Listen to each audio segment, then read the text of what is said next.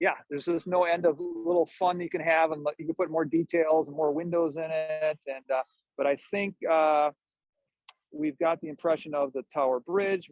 And hopefully you're seeing, how I handled that painting with how I created the texture in the clouds, how I made it the edges really unique with you know dynamic edges, and found an interesting action line with the Tower Bridge's perspective, and how I moved down the value scale, starting with lighter values and then getting darker and darker and darker. Started off by doing a lot of connecting one part of the bridge to the next, letting it run into this reflection.